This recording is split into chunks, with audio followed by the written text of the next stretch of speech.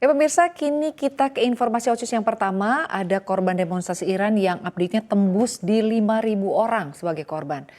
Ya pemirsa, demonstrasi di Iran diperkirakan terus memakan korban. Seorang pejabat Iran mengatakan kepada Reuters bahwa setidaknya 5.000 orang termasuk sekitar 500 personel keamanan tewas dalam protes nasional tersebut. Kelompok hak asasi manusia yang berbasis di Amerika Serikat, Harana, melaporkan jumlah korban tewas mencapai 3.308 orang dengan 4.382 kasus lainnya masih ditinjau. Rana juga menyebut telah mengonfirmasi lebih dari 24.000 penangkapan. Hingga saat ini belum ada pernyataan resmi pemerintah yang menyebutkan jumlah korban dalam demonstrasi tersebut. Adapun pihak Iran menyebut lebih dari 100 anggota aparat keamanan gugur sebagai martir akibat eskalasi kekerasan terhadap aksi-aksi damai tersebut oleh kelompok teroris bersenjata. Sementara itu Iran memperingatkan Amerika Serikat agar tidak melakukan serangan atau campur tangan dalam gelombang kerusuhan nasional yang mengguncang negara tersebut. Presiden Iran Masoud Pezeshkian menegaskan setiap agresi dari Washington akan dibalas keras oleh Teheran. Peringatan ini muncul di tengah tekanan internasional yang meningkat atas penanganan protes di Iran yang awalnya dipicu keluhan ekonomi dan kemudian berkembang menjadi tuntutan politik untuk mengakhiri pemerintahan ulama. Protes yang bermula di Grand Bazar Teheran itu menyebar ke berbagai wilayah dan melibatkan berbagai lapisan masyarakat. Ia menambahkan setiap serangan terhadap pemimpin tertinggi Iran akan sama saja dengan perang habis-habisan melawan bangsa. Pernyataan tersebut merespon sikap Presiden Amerika Serikat Donald Trump yang berulang kali mengancam akan campur tangan jika eksekusi terhadap para demonstran berlanjut. Di sisi lain, lembaga pengadilan Iran mengindikasikan kemungkinan dilanjutkannya eksekusi terhadap orang-orang yang ditahan selama kerusuhan. Juru bicara lembaga pengadilan Iran, Asghar Jahangir, mengatakan sejumlah tindakan telah dikategorikan sebagai muharib, yakni istilah hukum Islam yang berarti berperang melawan Tuhan dan dapat dijatuhi hukuman mati.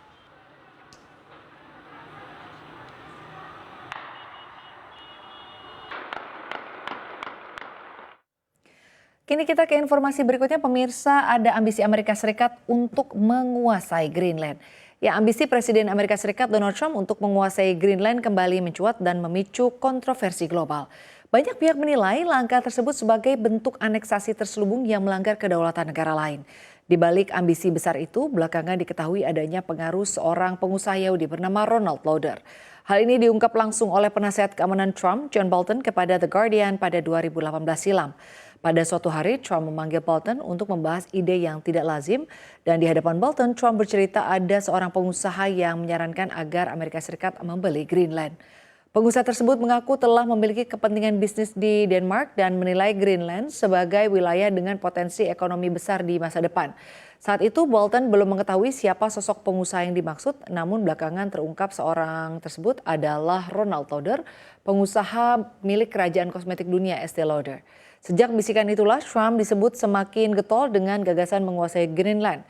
Meski rencana tersebut tidak terrealisasi pada periode kepemimpinan pertamanya pada 2016-2020, narasi Trump ingin mengeksekusinya kembali terus beredar dan mencapai puncaknya pada 2026. Trump ingin menguasai langsung Greenland melalui pembelian hingga aneksasi militer. Sebagai penasehat informal dan pembela setia Trump, di mana Ronald Lauder kerap memberi masukan kebijakan luar negeri yang dinilai sejalan dengan kepentingan bisnisnya. Salah satu isu yang kerap dikaitkan dengan pengaruhnya adalah ketertarikan Trump terhadap Greenland. Sejak kepentingan Lauder ini juga disebut meluas ke Ukraina, ia diduga membisiki Trump agar Amerika Serikat lebih aktif membela Ukraina pasca invasi Rusia tahun 2022, seiring kabar investasi Lauder di sektor pertambangan negara tersebut.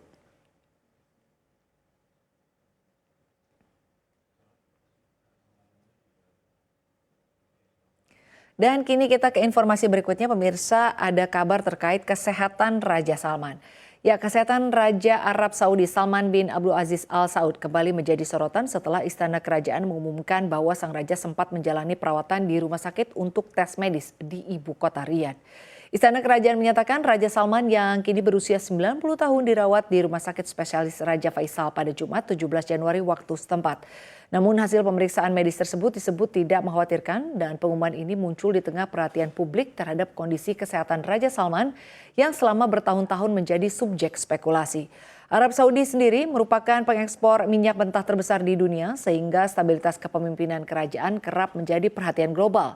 Raja Salman telah memerintah sejak 2015, meski demikian sejak 2017, putranya Muhammad bin Salman ditunjuk sebagai putra mahkota dan menjalankan peran sebagai pemimpin de facto kerajaan. Isu kesehatan sang raja jarang disampaikan secara terbuka, namun dalam beberapa tahun terakhir, Raja Salman tercatat beberapa kali menjalani perawatan medis. Pada tahun 2024, Istana Kerajaan mengungkapkan ia sempat menderita infeksi paru-paru dan kemudian dinyatakan pulih. Pada Mei 2022, Raja Salman dirawat di rumah sakit selama lebih dari sepekan untuk menjalani kolonoskopi dan pemeriksaan lanjutan disertai masa istirahat.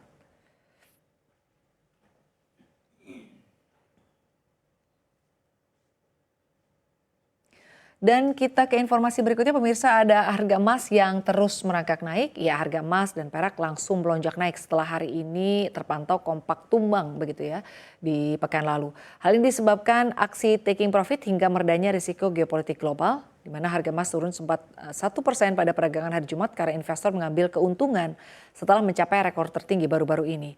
Sementara tanda-tanda meredanya ketegangan geopolitik semakin mengurangi daya tarik logam mulia sebagai aset safe haven, namun logam mulia masih mencatatkan kenaikan mingguan kedua berturut-turut sekitar 1,9% setelah mencapai puncak rekor intraday 4.642,72 dolar Amerika Serikat pada hari Rabu. Ketegangan geopolitik tampaknya melemah seiring dengan meredanya protes di Iran, sementara Presiden Amerika Serikat Donald Trump mengambil pendekatan wait and see dan Presiden Rusia Vladimir Putin bergerak untuk menengahi di Iran dan meredakan situasi. Di bidang perdagangan, Amerika Serikat dan Taiwan mencapai kesepakatan pada hari Kamis yang menurunkan tarif pada banyak ekspor semikonduktor Taiwan dan mengarahkan investasi baru ke teknologi Amerika Serikat dan beresiko membuat marah China.